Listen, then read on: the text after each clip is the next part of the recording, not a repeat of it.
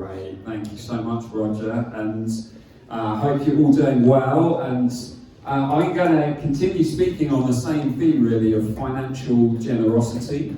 And I want to say up front, it's a really great privilege to lead this church family. I love leading this church. It is such a joy. And I want to say thank you for all the ways that we're investing together into this church family. Thank you for the ways that people are leading, serving, loving others, investing time into Emmanuel, but also our city together. And with the topic we're looking at today particularly, I want to say a huge thank you and honour all those who joined us over the last year in giving financially. How incredible that we've raised over £88,000 together. It is amazing. So thank you guys, well done. And I'm in faith that we together, as we continue to move forward and press into all that God has for us, will continue to increase what He's doing amongst us in terms of furthering the kingdom, including that we'll see our finances and our income grow to meet the needs that we'll have as we continue to expand and do more to serve our city, to keep giving money away, to move into a new venue, etc., etc. God, I'm sure, will provide us what we need as we go forward. At the same time, I'm really keen to teach clearly about what the Bible has to say this morning about money, and I made a rash promise. I can't remember if it was last year or the year before when I said I would teach on money at least once a year at Emmanuel, because actually that would be still a huge underrepresentation of the volume of the Bible that is to do with money. Like, some people argue it was Jesus' most talked about topic. It was more talked about on prayer and faith. So like when we talk about money, we're not like suddenly picking a bit of the Bible that's like tiny off somewhere, little part of the Bible, like it just suits us. That is just like a huge topic in the scriptures, and it's one of the things that Jesus talks about most. I also want to be really clear that I'm not at all wanting to force or guilt anyone into giving to Emmanuel or being generous in general. This is a matter of the heart. And what generosity looks like is not so much about who gives the most, but it's about how each individual gives based on what's going on inside their own heart and based on the resources that they have. And if you're struggling financially, I want to say as well, don't suffer in silence. If you're in debt or you're just really struggling to keep your head above water, talk to us or reach out to someone. There's loads of people out there that can help you. There's lots of organisations we can potentially point you towards to get help if you're in debt in some way. Don't suffer in silence. Most of these things, particularly when it comes to financial issues, only get worse if we leave them. So just an encouragement there as well. And if you're here visiting today, and you, or even if you've just been to us a few times and you're still trying to work out really whether this is your home church, please don't think that I'm particularly talking to you about giving here, but please just enjoy the teaching and take the principles and apply them wherever you are. Every now and again, like a special edition like coins or notes get released in this country. A little while ago there was £5 notes that got released with a little micro engraving of Jane Austen on them back in 2016, and it was in the news quite a bit at the time for some reason. So at the time, Jude had me checking every single £5 note I got, and she'd given me the serial numbers so that I could check whether we got one of these £5 notes, because reportedly they were worth about £50,000. And so we were checking them all very carefully, and our intentions for them, if we found that £5 note, we had in mind that we wanted to put an extension on our previous house that we used to live in. We never found one, by the way. That's not where the story's going. One of the fivers was found by a pensioner, and the pensioner, who asked specifically to remain anonymous, she said when she found it, she wrote a letter to the museum where it was, the gallery where it was created, to where the micro engraving had been done, and sent the fiver back to them and said, "I don't need it at my time of life, please use it to help young people." So she sent it back to them and asked them to donate the money from it that they would make in selling it to charity. So she did this, she returned it to the gallery, and you can see the letter there that she wrote actually. This is all reported on BBC News at the time. And the truth is, if I found one of the fivers, I think I'd have had a great battle to be generous with it. Maybe I'd have given a little bit away. Maybe they've even done like the whole 10% thing and then paid for our extension with the rest of it or something. But this pensioner seemed to have learned something about money that many of us seem to really struggle to get a handle of in our lives. She responded with incredible generosity. She decided, I don't need it. It's better that it goes to someone else. And she seemed to have learned something of the fact as well that you can't take it with you. I don't need it at this stage of my life. You can't take it on with you to the next life. She seemed to have grasped that. So in the next few minutes, I want to go through 4 reasons to grow in generosity. And my reason number 1 is super simple. Jesus.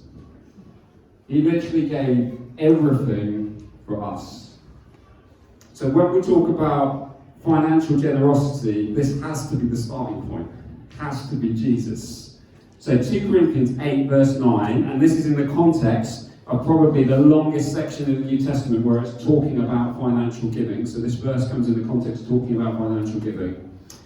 For you know the grace of our Lord Jesus Christ, that though he was rich, yet for your sake he became poor, so that through his poverty, so that you, through his poverty, might become rich. The greatest exchange that's taken place in all of history. Jesus giving up the riches of heaven, rich in every sense, rich in the sense that we cannot even fathom and understand on this earth, rich beyond the riches that this earth can know, to be with his Father in heaven, the greatest place to be, to have everything, literally, that he could ever have wanted. Gave it all up for our sake, coming down into the mess of our worlds, the reality of our worlds, giving his life for us. This beautiful exchange, and then when we come to Jesus, this incredible thing happens whereby his Spirit, Jesus, comes into our life, and we're in Christ, and we gain all of his riches. All that he's done is credited to our account, and one day we'll get to benefit from that to the full when we're with him in glory. But even here and now, we know the Holy Spirit at work in our lives, assuring us that we're his children, equipping us to live for him every single day. So if you don't know Jesus, he's for you and longs for you to know him. And this has to be the starting point for generosity. For any of us who want to grow in this area, it has to start by looking to Jesus. There's no other healthy starting point to grow in this area. Generosity for the Christian is meant to be an overflow of the incredible grace that's shown to us in Jesus Christ. So that must be the starting point. 3 other reasons. One is for the health of your heart. Much psychological research points to the benefit for our mental health and happiness around being generous. So take one organisation called Action for Happiness. They list as their number 1 key for happiness, giving.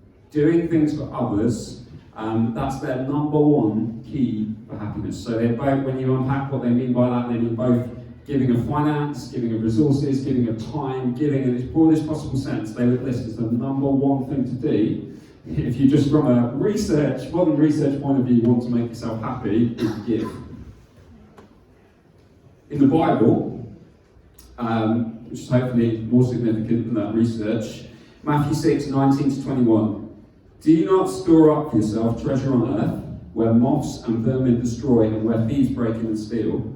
But store up yourselves treasures in heaven, where moths and vermin do not destroy, where thieves do not break in and steal. For where your treasure is, there your heart is also. And it goes on to say, and I don't think I'm thinking of it, but never mind. It goes on to say in verse 24, no one can serve both God and money. So for where your treasure is, there your heart will be also. Our hearts, they're found resting, pondering, thinking about, focused on what we treasure most.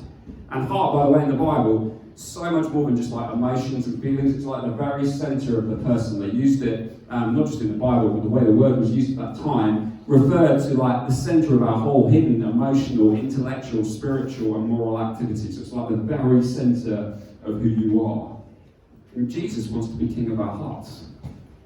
He wants to be the one who's ruling and reigning on the throne of our lives, in the heart of our lives. He's the treasure that's worth giving up everything else for.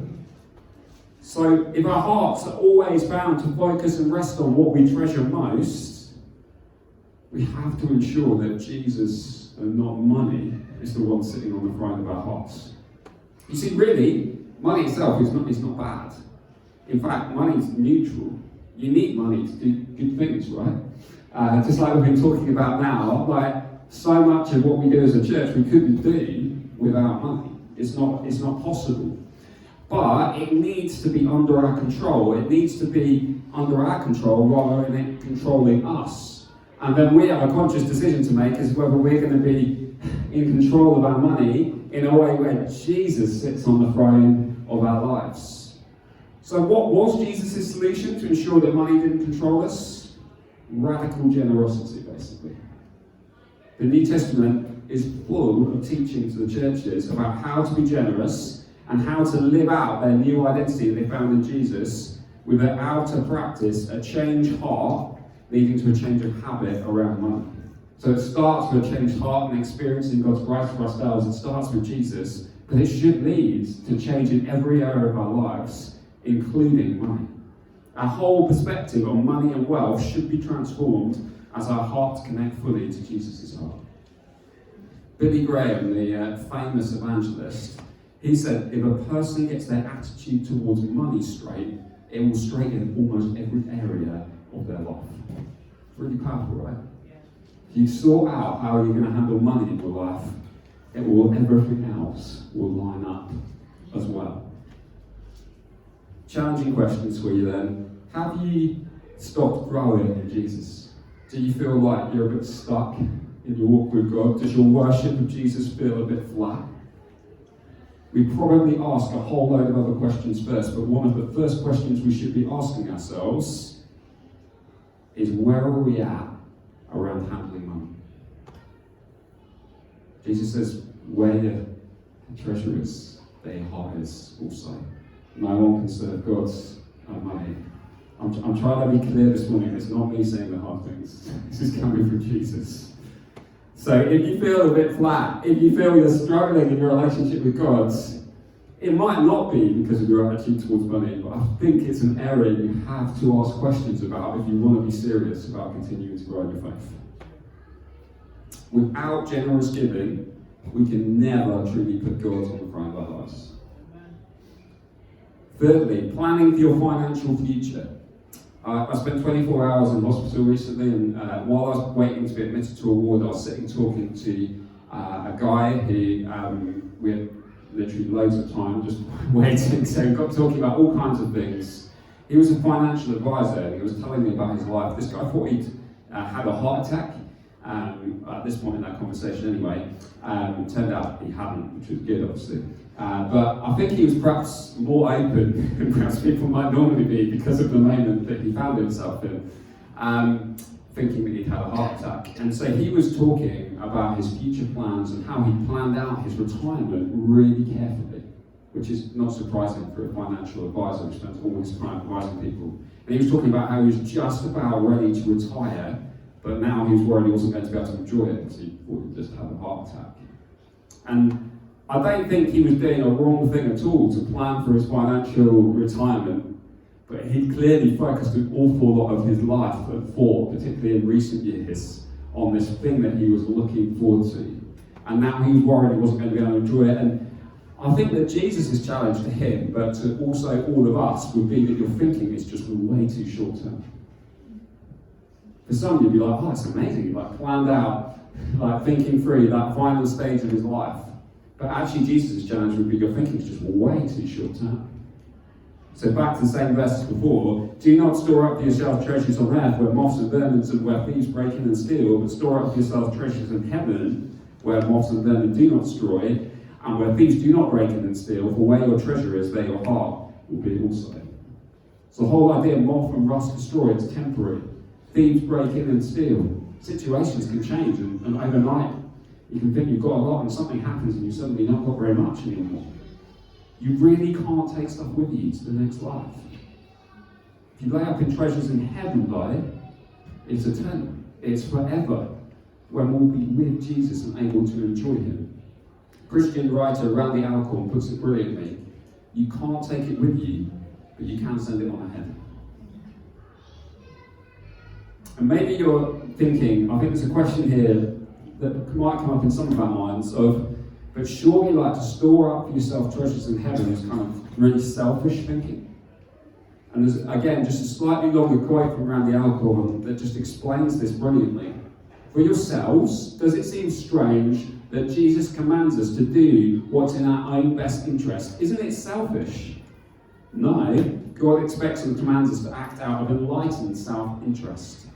Our generosity is not only for God's glory, not only for others' goods, but also for our goods. Selfishness is when we pursue gain at the expense of others. But here's the key bit. But God doesn't have a limited number of treasures to distribute. When you store up treasure for yourself in heaven, it doesn't reduce the treasure available to others. In fact, it's in serving God and others that we store up heavenly treasures. Everyone gains, no one loses. We often just we think of these things very too short-term of thinking. But actually, when you look ahead to the next life, we're talking about the God who has unlimited resources.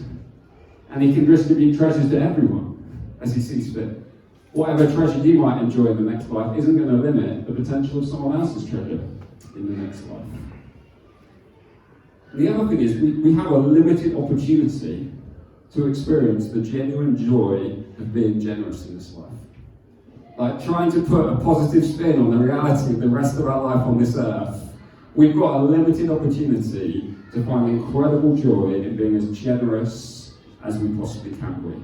Are we making the most of it? What are you sending on ahead? Fourthly, give and it will be given to you. So Luke 6:38, give and it will be given to you. A good measure, pressed down, shaken together, and running over will be poured into your lap. For with the measure you use, it will be measured to you. It's the promise of the Bible that when we give to God, he'll give to us. In the prophet Malachi, he even encourages us around the idea of financial giving to test God on this point. Now, the prosperity gospel teachers would take this and teach something like, give to my ministry, give to my church, and God will make you rich, give you a huge home, give you a great car. Now, the really dangerous thing about that teaching is that it starts on truth and then strays off truth later. Because the Bible does teach, give and it will be given to you. We just read it, it's really clearly there, and that's not the only place that this is taught. But it totally misses the point, and also totally misses the timescale. The only absolute certainty that we have in terms of God blessing us is treasures in heaven. And also, when God blesses us financially in this life, it's not meant to be just for us. So I'm going to paint a ridiculous scenario here. Think about your postman or woman for a moment. Perhaps you begin to realise that you've ordered a number of things and they haven't arrived. And you're like, what's going on? Like, where have all my parcels got to? And it turns out that your postman's been nicking them. And you're outraged by it, and you confront your postman, and he's like, well, they gave them for me. I thought they were for me. And it's like a totally ridiculous scenario, obviously. But Paul, speaking to the Corinthian church, says this, and again, clearly talking about financial giving. He basically explains that when you're generous, when you give to God and give to the work of the church, it says in 2 Corinthians 9:11, you'll be enriched in every way so that you can enjoy a nice life, have a really big house, enjoy a nice car. No, it doesn't say any of that. It says, so that you can be generous on every occasion. And through your generosity will result in thanksgiving to God. So when God does bless us financially, and here it's talking about God blessing us financially as a result of us giving, it's been given to us so that we can continue to be generous. So without care, we can treat finances that God gives us like it's all for us to enjoy, when really we're just a delivery guy. We're just the postman, and the whole point of God giving it to us is so that we can pass it on to someone else or to something else. For sure, we're meant to feed ourselves, we're meant to provide for our families, we're meant to have somewhere to live. You know, there's wisdom to be applied here. But here's the principle. The more we give, God will entrust us with even more to generously give away. It's not the more we give, God will bless us and give us everything we want so we can enjoy this life to the most. And that's not the point. The more we give, God will give us more, but to be generous with. Very practically then, what's the next step for you? So 2 Corinthians 9 verse 7. So we've come a few times. If you want to look more into this in the Bible, by the way, 2 Corinthians 8 and 9 are great two chapters to look at. That's the longest section in the New Testament about financial giving. So 2 Corinthians 9, 7. Each of you should give what you've decided in your heart to give, not reluctantly or under compulsion, but God loves a cheerful giver. So we never want to force anyone to give at Emmanuel. Giving, particularly I think giving to the work of the church, is a heart issue. And exactly because it's a heart issue, I want to encourage you, urge you not to ignore this area of your life for your own sake. As Billy Graham says, if the person gets their attitude towards money straight, it will straighten almost every other area of your life. I also don't want to tell you how much to give. I've been asked a number of times actually since we've launched Emmanuel about tithing and what my Emmanuel's stance is on tithing. And tithing is a principle that's taught in the Old Testament. It is not a principle that's ever taught by Jesus or anyone in the New Testament. That said, I see nothing wrong with the idea of 10% being a good guide to how much we might give. And also, some people kind of find it helpful to think in terms of like giving 10% as a tithe, as a general thing, but then giving some additional amounts on top of that, and a kind of tithe and offering idea. And also I see like, while I don't think that's something we're held to by the New Testament, that there's absolutely nothing wrong with that principle if that helps you. I would say, I think 10% is a great starting point for many. It's just to be really challenging here. It's worth bearing in mind that Jesus taught people who were definitely tithing to be radically generous. And sometimes he slated people who were definitely tithing for not being generous enough, which is just really challenging. The idea of the fact that Jesus doesn't talk about 10% isn't that that's so, we don't have to give much anymore. Former church leader and great theologian Tim Keller says, Jesus assumes his followers will go beyond tithing in their giving. So there's the challenge. But also, I just want to say, while I'm saying that, there is no rules here. If you're in a position financially where tithing would be a stupid idea for you and it put you into debt, I'm not suggesting for a moment that you should do it. Think about it sensibly. It's a matter of the heart, and God's interested in where our hearts are at. And I do think tithing can become both an artificial ceiling to our generosity for some, because for 10% of a very big amount of money is still not very much money. When you look at all those celebrities who are being celebrated for giving billions and billions of pounds away, and then you're still you've still got hundreds of billions of pounds. Is that really generous at all or not? I'm not sure. And for others, I think tithing can be unhelpful and put people into financial difficulty at times when they can't really afford that. So there are no rules. There's no clear rule on how much you give in the New Testament, which is the beautiful thing. It becomes a matter of the heart, and what generosity looks like becomes a matter between each of us and God. One other thing I'd say about tithing, and the principle of tithing is all about giving the first 10%, and I just think that's helpful to throw out there. The idea about thinking of giving the first 10% to God, the first fruits, it's just a simple principle that both me and Jude have found really helpful in thinking about in our life. It's not like we get to the end of the month and see what we've got left.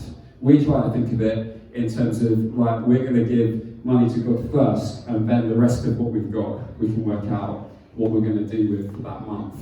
And we found that helpful to give more generously and more sacrificially, and we just found that an easier way to handle it in our hearts. But again, there's no rules on it. If you want to give at the end of the month, go ahead. You can give however you want to. This is a matter between you and God in your heart.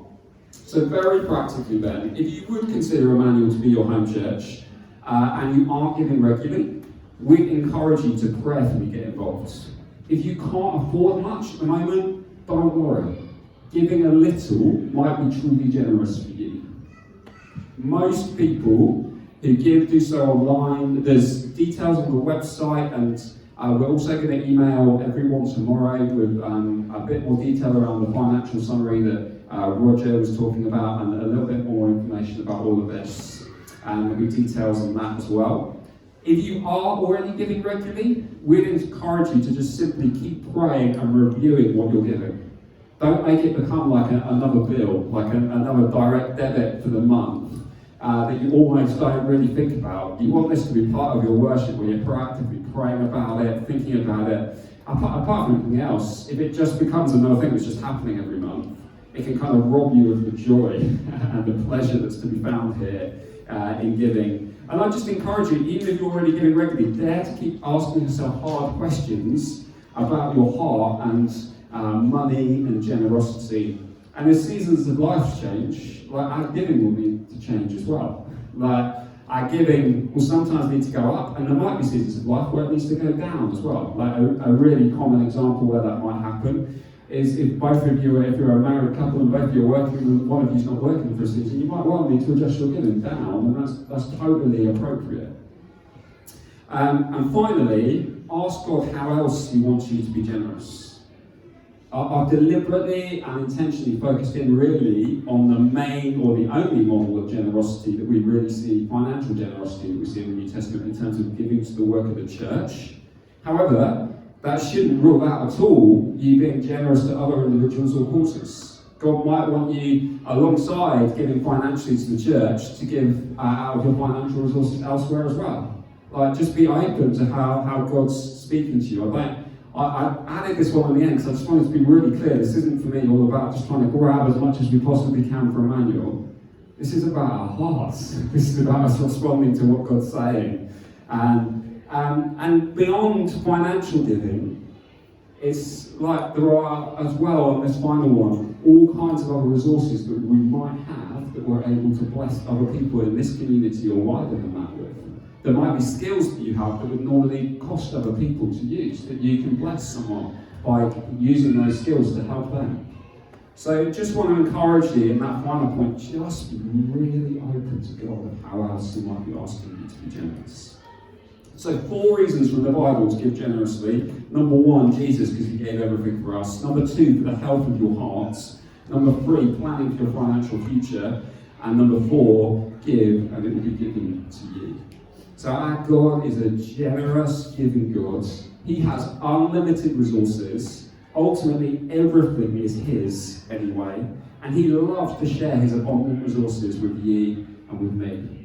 My personal experience would be, for me and Jude, again and again, there's been lots of times in our lives when we've not had very much. But again and again, God has provided for us. God loves to provide for His children. That doesn't mean we'll have all the things we ever want, but He does love to meet us where we are and provide for our needs. He loves to give to you. He sacrificially, willingly on the cross gave His life for you, and He invites us into the fullness of life with Him. I just want to say as well, this isn't in my notes, but there's so much fun to be had here. Do you know, some of the funnest moments in my life have genuinely been when me and Jude have given away more money than we can really afford, and then watch God provide for us. It has been so much fun and so amazing. So trust God in this matter. It's about your heart. Don't give because you feel like don't misread what I'm saying this morning. Don't be like, oh, Dave's told me to give, I better give. That is not the point at all. Get to God, seek Him, ask Him what He wants you to be, and go with your heart. As His children, we're called to imitate Him. So our generosity in giving is simply a demonstration of His character and a response to what He's done for us. So we're almost out of time.